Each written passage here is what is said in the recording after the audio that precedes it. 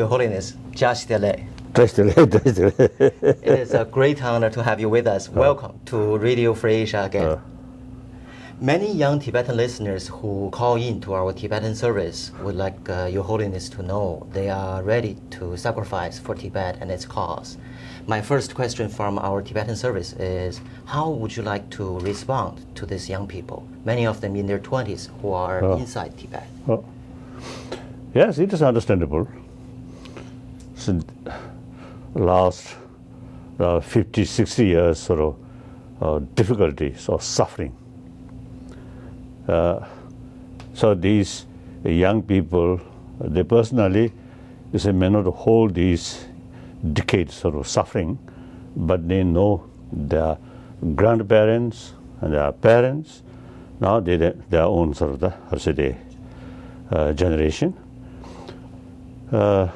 And then it also, you see, as a matter of fact, you see, Tibetan people, Tibetan spirit. You see, time passes, generation change, Tibetan spirit becoming stronger. However, it is quite sort of obvious. Younger people sometimes very much enthusiastic view, but a little sort of patience.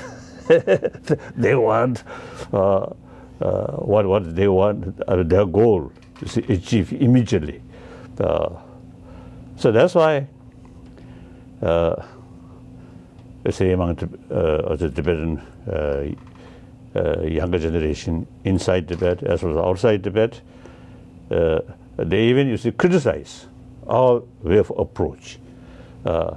That's understandable. But in the meantime, I must tell you, last few decades, I had contact quite, I think, a large number Tibetan inside Tibet, mainly writers, intellectuals, and also some retired sort of party member or officials, and also some still in the sort of official sort of position. All of these people, and also some student who graduate also the university level in China proper.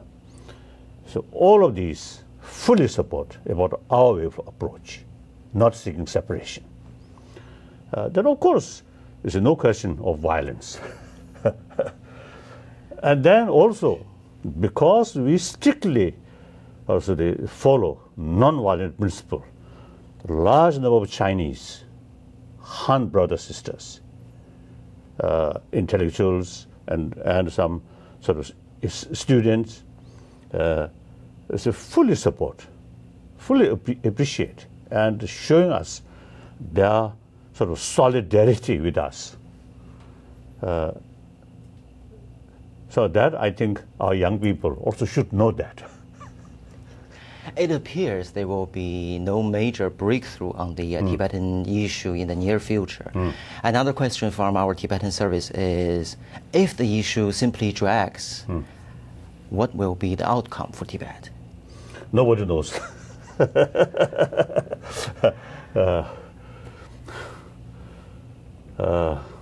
I always judge last 60 years of People's Republic of China.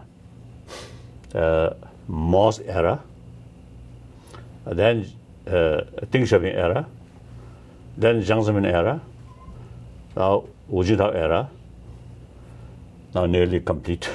So these 4 eras, same Communist Party, same constitution, same system, reality must change.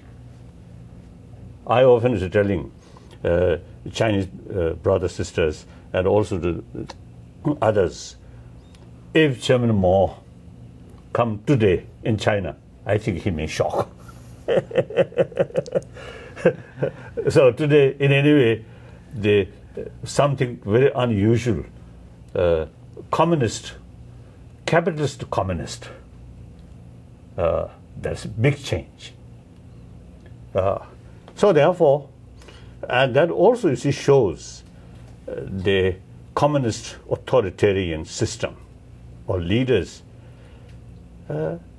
they also, you see, have the ability to act according new reality.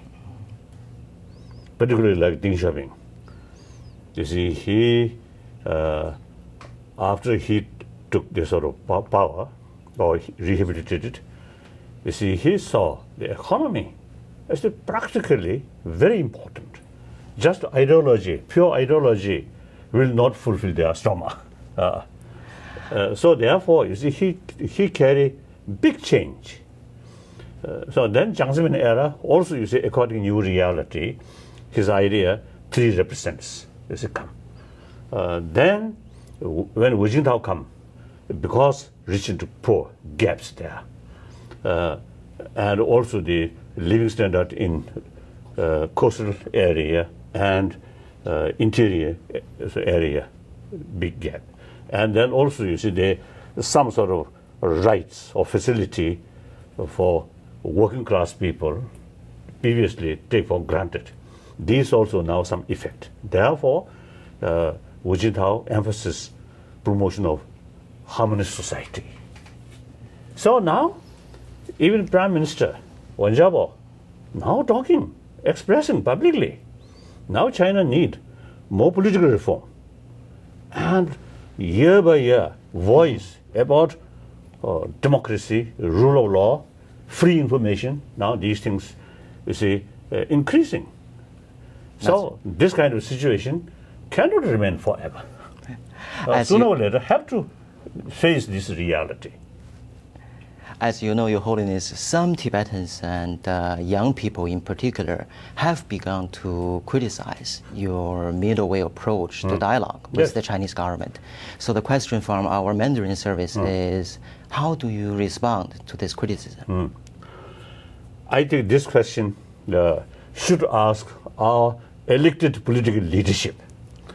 I already retired, and not only just me personally retired, but also last 4 centuries sort of tradition, Dalai Lama institution carries the responsibility to both temporal and spirituality. Now that I deliberately, proudly, voluntarily ended. So this question asks elected political leadership. Our Uyghur Service Department also would like to ask, Uyghurs and Tibetans are facing some similar challenges right now. Are you optimistic about the future of Uyghur and Tibetan peoples under the same communist rule? So the communists itself are changing. Unlike early 50s, when I was in China, in Peking, and some other places, those communists are really sort of with principle, and they're totally dedicated, you see, serving to the people, particularly Laodong Remin, working class people. Now that kind of spirit now gone. If that spirit still remains there, then there is no room of corruption. You see, there's so many corruptions there. That indicates now no longer moral principle there. So things are changing. So important, the Uyghur people and also Mongolian, inner Mongolian. Now recently, they expressed their sort of dissatisfaction or their resentment. So I want to share with these people. I appreciate, I admire their spirit, and they should keep hope. Things will change. My last question from our Cantonese Service Department. How do you view the Jasmine Revolution that started from Tunisia but now quickly spread to Middle East nations? Has it been any impact on the Tibetan people? Tibetan people, I don't know. Of course, these are the clear indication world is changing. I always telling, when I sort of explain about sort of my decision, you see, the 4th century old sort of Dalai Lama's rule should end, because I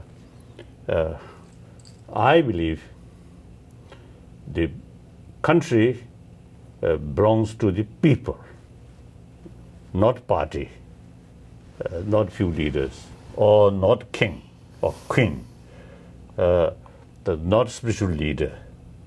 Country belongs to the people. Then, in order to govern the country by the people, the best method or realistic method is democratic system. People elected their own leader, and there are also certain period, say 4 years, 5 years, like that. And again, it's a new election. So that's the best way to govern the country by the people, for the people, like that. So therefore, these sort of event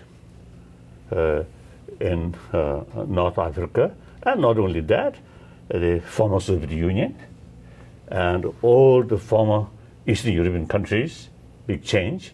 Now Cuba also is changing. And now North Korea seems very, very sort of stubborn. That's more or less, I think, exceptional. Otherwise, Burma also you see changing. So that's quite natural. Sort of nature, I would say, something like, I think, season come, then things will change. People, better education, better information, and economic condition, also better facility, and the modern time, these modern technology which brings information, inspired government censorship.